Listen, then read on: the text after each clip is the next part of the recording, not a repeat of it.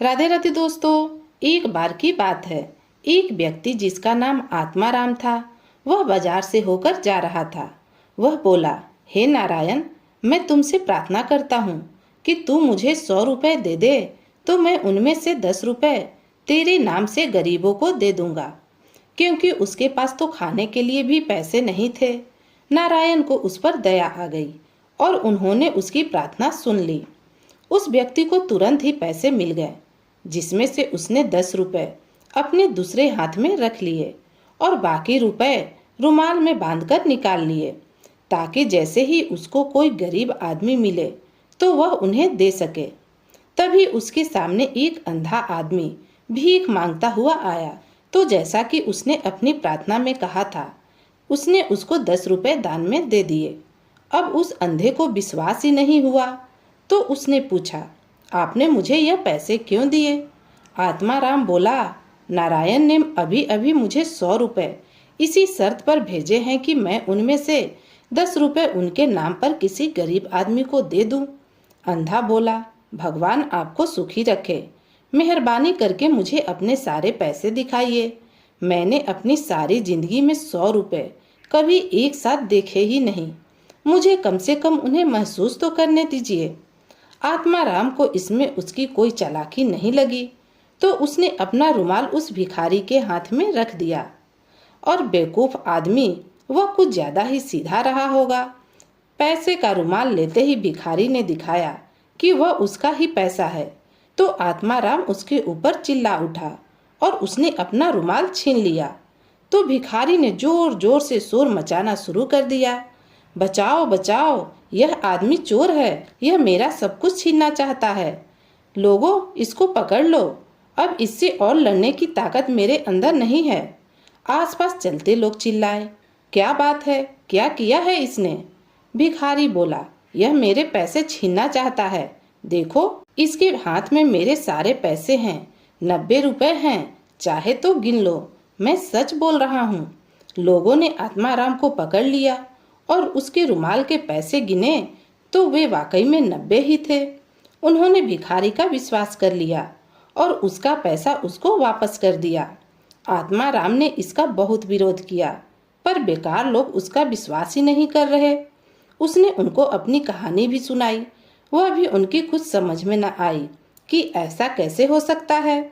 तो वह अपने घर की ओर जितना जल्दी हो सकता था चला गया। जब वह घर पहुंचा तो उसने यह किस्सा अपनी पत्नी को बताया, तो उसकी पत्नी ने कहा, तुम भी कितने बेवकूफ थे कि तुमने उस भिखारी को अपने सारे पैसे दिखा दिए। तुमको अभी भी इस अंधे भिखारी की चाल समझ में न आई और तुम यहाँ लौटकर चले आए। जाओ और जाकर उसका पीछा करो और देखो कि वो यह पैसे कहाँ रखता है। आत्माराम तुरंत ही बाजार वापस गया। वहाँ उसको वह अंधा भिखारी मिल गया। वो धीरे धीरे एक मस्जिद की तरफ जा रहा था। मस्जिद के अंदर पहुंचकर वो एक जगह पर बैठ गया। कुछ देर बाद उसने चारों तरफ देखकर कहा, यहाँ तो कोई नहीं। फिर भी यकीन करने के लिए वहाँ कोई नहीं है, उसने अपनी डंडी को चारों तरफ मारा और फिर बोला, हाँ, यहाँ पर कोई नहीं है, यह जगह सुरक्षित है। फिर वह मंदिर के एक कोने में गया। वहाँ पहुंचकर उसने फर्श से थोड़ी सी मिट्टी हटाई और आत्माराम से लिए हुए पैसे एक मिट्टी के बर्तन में रख दिए, जो उसने वहाँ छिपा रखा था। और फिर वह बोला, अल्लाह का लाख लाख शुक्र है, सुबह मेरे पास केवल 1000 ही थे, अब मेरे पास 1100 हो गए। अल्लाह का बहुत बहुत शुक्रिया। अब आत्माराम ने भिखारी की यह शब्द सुने तो वह बहुत खुश हुआ। यह कहकर भिखारी मस्जिद के बाहर निकल आया। जैसे ही वह मस्जिद के बाहर निकला तो आत्माराम मस्जिद के अंदर गया और वहां से वह मिट्टी का बर्तन निकाला और उसे अपने घर ले आया।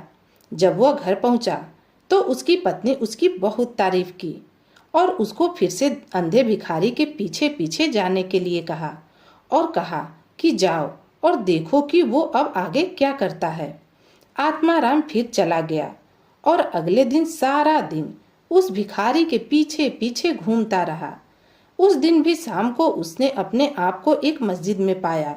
वो भिखारी उस दिन की तरह आज भी कुछ पैसे जो उसने दिन में कमाए थे वहां जमा करने गया था। जब उस अंधे आदमी को उस पैसे वाला मिट्टी का बर्तन वहां गड़ा हुआ नहीं मिला तो वो बहुत दुखी हुआ। वो बेचारा अपना चेहरा और छाती पीट पीट कर रोने लगा। इस सब से उसने इतना शोर मचाया कि उस मस्जिद का मौलवी उसको देखने पहुंचा कि यह कौन है और क्यों रो रहा है। इत्तेफाक से यह मौलवी भी अंधा था और बहुत चालाक भी था। मौलवी ने भिखारी से पूछा, यहाँ तुम क्या कर रहे हो? सबको परेशान कर रहे हो और मस्जिद की जमीन भी खराब कर रहे हो। चलो जाओ यहाँ से। तुम हमारे और हमारी मस्जिद के ऊपर पाप चढ़ाने आए हो। यहाँ से तुम तुरंत चले जाओ, वरना मैं अभी लोगों को बुला लूंगा और तुमको अपने इस व्यवहार पर पछताना पड़ेगा। भिखारी बोला, जनाब, मेरे पास जो कुछ भी था मेरा सब कुछ डाकू लूट कर ले गए। यहाँ कोई चोर आया और वह मेरा सारा पैसा निकाल कर ले गया। मैं क्या करूं? मौलवी साहब ने कहा, तुम तो बड़े ही बेवकूफ हो। यह रोना धोना बंद करो और इस घटना से अच्छे भविष्य के बारे में सबक लो। किसी ने कभी क्या यह सुना है कि कोई भी अपने इतने पैसे एक मिट्टी के बर्तन में रखकर मस्जिद जैसी आम जगह पर रख दे, जहां सारे दिन लोग आते जाते रहते हैं? अगर तुमने ऐसा ही किया होता जैसा कि मैंने किया है तो तुम्हारे साथ यह ना हुआ होता। गरीब भिखारी ने पूछा, तुम कैसे करते हो? मौलवी बोला, मेरे पास एक बहुत बड़ी खोखली डंडी है और मैं सारा पैसा उसी डंडी में रखता हूँ और वो डंडी मैं हमेशा अपने पास रखता हूँ। यह देखो। यह कहकर उसने अपनी डंडी उसके पैर पर मारी और फिर बोला, जाओ तुम एक और डंडी ले लो और फिर अपने पैसे के बारे में निश्चिंत हो जाओ। यह सुनकर आत्मा राम ने अंधे मौलवी की तरफ इस तरह से ध्यान से देखा जैसे उसका सारा पैसा भी ले लेगा। तो उसने एक बड़ी डंडी ली और उसको खोखला किया और उसको मौलवी की डंडी जैसा बना दिया। जैसे ही उसने यह कर लिया और फिर उसको जैसे ही मौका मिला उसने मौलवी की डंडी से अपनी डंडी बदल दी। मौलवी जब भी प्रार्थना करता था तो अपनी डंडी जमीन पर रख देता था, क्योंकि वह अपनी प्रार्थना दिन में कई बार करता था। इसलिए आत्मा राम को यह मौका ढूंढने में बहुत देर इंतजार नहीं करना पड़ा। आत्मा राम की पत्नी ने जब यह सुना और बहुत सारे पैसे देखे तो वह बहुत खुश हुई और उसने अपने पति से कहा, अब तुम फिर जाओ और देखो कि यह मौलवी अब करता क्या है। हो सकता है तुम्हें उसका कुछ और खजाना हाथ लग जाए। आत्मा राम ने उसका कहा माना और फिर से उसी मौलवी की तरफ चल दिया। वहां जाकर वह क्या देखता है कि उसके पास एक और मौलवी बैठा हुआ है। इत्तेफाक से यह दूसरा मौलवी भी अंधा था।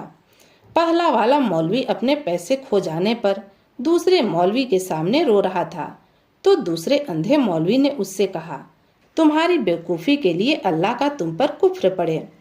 अब मेरी बात ध्यान से सुनो। मैं अपने पैसे का क्या करता हूँ? मैं अपना सारा पैसा अपने कपड़ों में सिलकर रखता हूँ। वहाँ से मेरा पैसा कौन ले सकता है? मेरी सलाह मानो तो तुम भी ऐसा ही कर लो। जब आत्मा राम ने दूसरे मौलवी के शब्द सुने तो वह तुरंत ही वहाँ से भाग गया और मधुमक्खियों से भरा एक छत्ता खरीद लाया और उसको उसने एक मिट्टी के बर्तन की तली में लगा दिया। छत्ते के ऊपर उसने काफी सारा शहद रख दिया। इतना करके वह हंसा और बोला, हाँ हाँ, उसको डराने के लिए इतना ही काफी है। फिर उसने एक मुसलमान का वेश बनाया और दूसरे मौलवी को वह शहद भरा बर्तन देने के लिए उसके घर की तरफ चल दिया। उसके घर जाकर उसने उसको कहा, वह बर्तन भेंट में दे दिया। मौलवी शहद से भरा बर्तन पाकर खुश हुआ। उसने उसको आशीर्वाद दिया। बर्तन देकर आत्माराम चला आया, पर वह अपने घर नहीं गया। वह उसके घर से थोड़ी दूर जाकर इंतजार करने लगा कि कब वह अपना शहद खत्म करता है।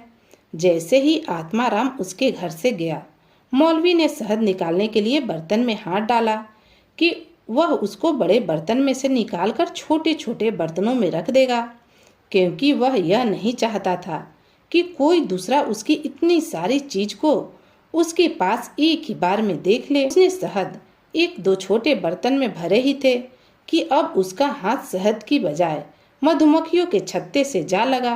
मधुमक्खियों को उसका यह बुरा व्यवहार बिल्कुल भी अच्छा नहीं लगा। वे बर्तन से बाहर उड़ी और उसकी चारों तरफ से काटने लगी। वह अपना शरीर पीटता पीटता घर के बाहर की तरफ भागा। मधुमक्खियां भी अपने इरादे की पक्की थीं। वे भी उसको छोड़ नहीं रही थी। ऐसे समय में कोई भी उसकी सहायता भी नहीं कर पा रहा था। सो उस अंधे मौलवी को अपने कपड़े उतारकर एक तरफ फेंकने ही पड़े और घर के अंदर जाना पड़ा। मधुमक्खियां भी उसके पीछे पीछे भागी। वह बेचारा तो उनके काटने से ही मर जाता अगर उसकी पत्नी एक सहतूत की मोटी सी साख लिए वहां नहीं आ गई होती और उसने उसको मारकर नहीं भगाया होता। इसी बीच आत्माराम ने मौलवी के कपड़े उठाए और अपने घर की तरफ भाग गया। उसकी पत्नी उसको देखकर बहुत खुश हुई और वो बोली, अब तो हम बहुत अमीर हो गए। अब हमें अपनी बाकी जिंदगी के लिए कुछ नहीं चाहिए। जैसे ही मौलवी को मधुमक्खियों के काटने से थोड़ा सा होश आया तो उसने देखा कि उसके तो कपड़े ही गायब हैं। यह देखकर उसको बहुत परेशानी हुई। वह तुरंत ही पहले वाले अंधे मौलवी के पास गया और उससे अपना सारा हाल कह सुनाया। दोनों ने आपस में मिलकर कुछ सलाह की। सो वे दोनों मिलकर अंधे भिखारी के पास गए और उसे जाकर अपनी कहानी बताई। तीनों ने मिलकर यह विचार किया कि राजा के पास चला जाए और उससे प्रार्थना की जाए कि वह इस चोर को ठीक से खोज करे। ऐसा ही किया गया। राजा उन तीनों की बात ठीक से सुनी और उन तीनों की कहानियों में रुचि लेने लगा। वह भी खुद यह जानने की कोशिश में लग गया कि ऐसा कौन सा आदमी था जिसने इन तीन होशियार और चतुर लोगों को धोखा दे दिया। उसने सारे शहर में ढिंढोरा पिटवा दिया कि जिसने भी यह सब किया है आकर स्वीकार करे तो राजा उसको माफ कर देगा और साथ में उसको अच्छा इनाम भी देगा। यह सुनकर आत्माराम राजा के पास गया और उसको सारी कहानी कह सुनाई। राजा बोला, शाबाश, पर यह तो बताओ कि यह सब तुमने अकेले किया कैसे, या फिर किसी और ने भी तुमको इस बारे में सलाह दी? आत्माराम बोला, मेरी पत्नी मुझे यह सब करने के लिए उकसाया हुजूर, और मैंने यह सब किया। राजा बोले, बहुत अच्छे। उसने उसको बहुत सारी भेंट दी और फिर उसको वहां से भेज दिया। दोस्तों, यह कहानी यहीं समाप्त होती है। आपको कहानी पसंद आई तो प्लीज़ लाइक और शेयर कीजिएगा, और अगर आप मेरे चैनल पर नए हैं तो प्लीज़ मेरे चैनल को सब्सक्राइब कीजिएगा। तो फिर मिलती हूँ एक नई कहानी के साथ। कहानी सुनने के लिए आपका बहुत बहुत धन्यवाद।